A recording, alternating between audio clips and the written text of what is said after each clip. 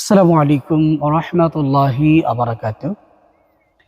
দেশ এবং প্রবাস থেকে যে যেখান থেকে আমি ওমর ফারুক শাহীকে দেখছেন, সকলকে স্বাগত জানাচ্ছি। আজকে একটি মনের কষ্ট আপনাদের সাথে শেয়ার করব। আমি যখন বাড়ি থেকে রওনা হই আমার প্রতিষ্ঠানের উদ্দেশ্যে, দূরত্বটা প্রায় ১০ কিলোমিটারের মতো। রাস্তা দিয়ে যাওয়ার সময় অনেকগুলো প্রতিষ্ঠান অতিক্রম করে তারপরে আমার প্রতিষ্ঠানে উপস্থিত হতে হয়। রাস্তায় বেশ কিছু প্রতিষ্ঠান পড়ে, স্কুল, কলেজ, মাদ্রাসা, হেফজ মাদ্রাসা। তো সকল ক্যাটাগরির ছাত্রদেরকে পাই। কিন্তু অবাক বিস্ময়ের সাথে লক্ষ্য করি যে আমি একজন হুজুর মানুষ, স্বভাবতই আমাদের দেশের সামাজিক মূল্যবোধের দৃষ্টিকোণ থেকে যাদের মাথায় টুপি থাকে, গায়ে পাঞ্জাবি থাকে, তাদেরকে মানুষ একটু মূল্যায়ন করে। বিশেষত ছাত্ররা, যুব সমাজ, ছেলেরা তারা একটু মূল্যায়ন করে। আমরা যখন ছোট ছিলাম, আমরা যখন ছাত্র ছিলাম, তখন এটা দেখেছি, আমরা নিজেরাও সেটা আমল করেছি। কিন্তু দুর্ভাগ্যজনক হলেও সত্য যে বর্তমান সময়ে ছাত্ররা অথবা ছাত্রদের বয়সী যে সমস্ত ছেলেরা, মেয়েরা রাস্তাঘাটে চলাফেরা করে, প্রতিষ্ঠানে যাওয়ার সময় যাদের সামনে দিয়ে যায়, যারা সামনে পড়ে, এদের ভেতরে না কেমন জানি একটা বেপরোয়া বেপরোয়া ভাব। দেখলাম যে কোনো মুরব্বীদেরকেই, মানে কোনো সিনিয়র কাউকে এরা কেয়ার করে না। ওরা ওদের মতো করে হেঁটে যাচ্ছে, ওরা ওদের মতো করে কথা বলে যাচ্ছে, কানে ইয়ারপড লাগিয়ে গান শুনছে, মোবাইল দেখছে। তার সামনে দিয়ে কে গেল, একজন মুরব্বী গেল, না একজন টিচার গেল, না একজন হুজুর গেল, না একজন ওস্তাদ গেল, এটা দেখার আমার মনে হয় ওরকম কোনো ফিলিংস তাদের ভেতরে কাজ করে না।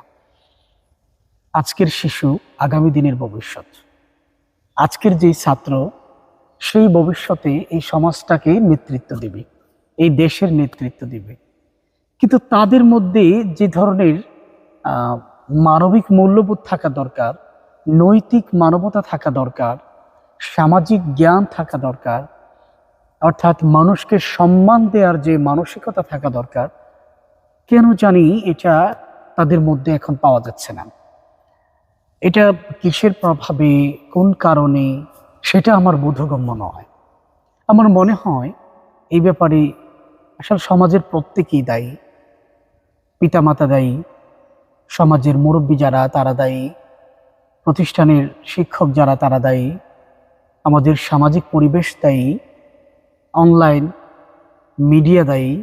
এই সব কিছু মূলত আমাদের বর্তমান প্রজন্ম, বর্তমান যে ছাত্রছাত্রীরা বেড়ে উঠছে, তারা অনেকটা ডেম কেয়ার টাইপের চলাফেরা করে, বেপরোয়া টাইপের চলাফেরা করে। কারো দিকে তাদের কোনো দৃষ্টি নেই। আপনি দেখবেন যে কিছু ছেলে একসাথে বসে মোবাইলে হয়তো গেম খেলছে, নয়তো ফেসবুকে চ্যাট করছে, অথবা কোনো একটা কিছু করছে। আপনি তার সামনে দিয়ে একাধিকবার যাবেন আসবেন, ওরা একটি বারের জন্য আপনার দিকে তাকিয়ে দেখতে চাইবে না, বা দেখবে না, বা দেখার প্রয়োজনও অনুভব করবে না যে আমার চোখের সামনে দিয়ে কি গেল, এটা কি মানুষ গেল না অন্য কোনো প্রাণী গেল, মানুষ গেলে কে গেল, এটা কি তার আত্মীয় গেল নাকি অপরিচিত কোনো মানুষ গেল, এটা দেখার প্রয়োজন, এটা দেখার মানসিকতা, এটা দেখার কমন সেন্স তাদের ভেতরে নেই। ইংরেজিতে একটা প্রবাদ আছে, মর্নিং শোজ দ্য ডে। সকালের সূর্য উদয়টা বা সূর্যটাই বলে দেয় যে সারাটা দিন কেমন যাবে। আমাদের বর্তমান প্রজন্মের যে সমস্ত ছেলেমেয়েরা, যে সমস্ত শিক্ষার্থীরা, ছাত্রছাত্রীরা আছে, ওরাই তো আগামী দিনের ভবিষ্যৎ। ওরাই তো আমাদের দেশটাকে পরিচালনা করবে, ওরা আমাদের সমাজটাকে পরিচালনা করবে। তাদের এই যে অ্যাটিটিউড, তাদের যে চলাফেরা, তাদের যে বিহেভিয়ার, এগুলো আমাদেরকে যথেষ্ট পরিমাণে ভাবায় যে এই যদি তাদের আচরণ হয়, এই যদি তাদের মানসিকতা হয়, এই যদি তাদের দৃষ্টিভঙ্গি হয়, আর এই দৃষ্টিভঙ্গি নিয়ে যদি তারা বড় হয়, এই মানসিকতা নিয়ে যদি তারা বড় হয়, তাহলে তাদের দ্বারা এই দেশ, জাতি, মানবতার উপকার হবে, কতটা হবে, এটা নিয়ে আমি যথেষ্ট সন্দিহান। আমি সকল প্রতিষ্ঠানের শিক্ষার্থীদের মধ্যেই দেখেছি যে এই বেপরোয়া ভাবটা রয়েছে। এটা শুধু যে স্কুল, কলেজ, ভার্সিটির ছাত্রছাত্রী তা না, মাদ্রাসার ছাত্রছাত্রীদের মধ্যেও যথেষ্ট পরিমাণে বেপরোয়া ভাব আছে। রাস্তা দিয়ে যাওয়ার সময় অনেকগুলো হিফজ মাদ্রাসার সামনে দিয়ে যাই। হিফজ মাদ্রাসার ছাত্রদের মধ্যে যে ধরনের আদব আখলাক আমরা আশা করি ছাত্রদের মধ্যে ওরকম পাওয়া যায় না। এরা দেখলাম যে সালামের ব্যাপারে যথেষ্ট পরিমাণে উদাসীন। এরা মন চাইলে সালাম দেয়, মন না চাইলে দেয় না, এরকম।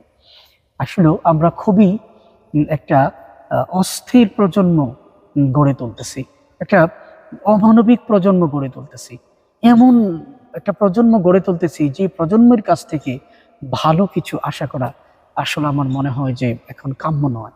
এদের দ্বারা দেশের, জাতির, মানবতার কতটুকু কল্যাণ হবে এটা নিয়ে আসলে সত্যিকার অর্থে আমাদের একটু চিন্তিত হওয়া দরকার। এই জন্য যে সমস্ত ভাইরা আমার আজকের এই আলোচনাটা শুনেছেন, আসুন আমরা একটু রিয়ালাইজ করি, আমরা বাস্তবিকতাটাকে একটু মাথায় নেই। আমাদের যে যার পক্ষ থেকে আমাদের সন্তানদেরকে, আমাদের ভাই ভাতিজা যারা আছে ওদেরকে আসলে শাসন করলে ওরা আরো বিগড়ে যায়। মূলত এদেরকে বুঝিয়ে শুনিয়ে যতটা সম্ভব এদেরকে একটু নম্র ভদ্র করার চেষ্টা করতে হবে, আচরণ শিক্ষা দিতে হবে।